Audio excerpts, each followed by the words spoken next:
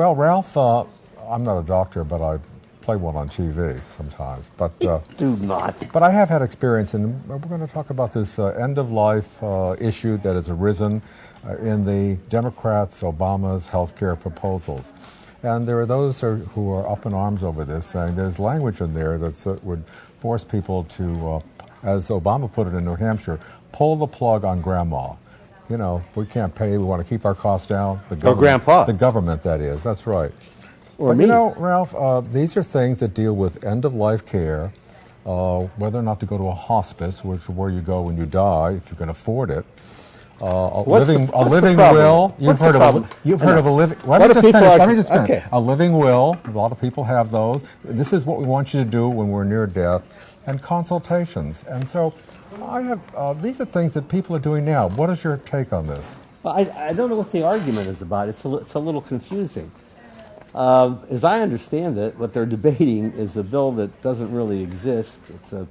Obama, the president, has said he wants certain things change in the healthcare delivery system, the insurance aspect of it, and the Democrats and the Republicans on the Hill have their own ideas. We don't know what's going to come out of this bill because we're not even sure they're going to get a bill.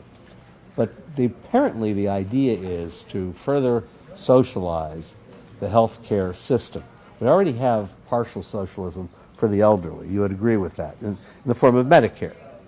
Now, the question is, if you're 75 years old and a procedure is available that will extend your life for another 6 months, but it costs $200,000, under the present system, will you be able to get that procedure? And the answer is yes, if you pay 80% of it, and then, the government will pay 80% of it, you have to come up with 20% of it. But you can get it. So but here's the point. Yes, but the system is going broke. Well, Medicare is going broke, but that's another whole issue. It's not another whole issue. It's part of the debate. Issue. It's part of the debate. You're right.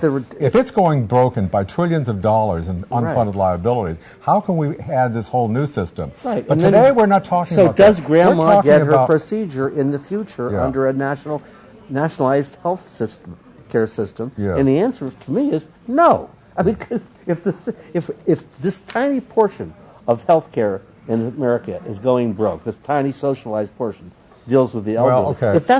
If you nationalize the whole system, you know it's going to go broke. Let me take a real-life example. My mother-in-law is in a hospice program. My mother was too. And they did all of these things long before Obama. They had end-of-life advice. They went to a hospice. They had a living will. Here's what I want you to do or not do when I'm near death. And consultations with people at the hospital. Doctors want to know, should we resuscitate? So I think that's how I think is debate. What does that have to do with the debate? This debate is going on outside of what they do now, much of which people are alleging is in this bill, and apparently is in this bill. The question has nothing to do with what's in the bill. It well, has to I know do with that. the system but I'm that talking, they're envisioning. Well, your pal, Your pal, Sarah Palin, talks about this, and she's referring to... You mean bosom buddy? No, yes, your bosom buddy. She talks about this in the bill, and she refers to the section in the bill. So, section. So this language is in there, and the question is, what does it really do? And that's not clear right now. Nothing's clear. Thank you.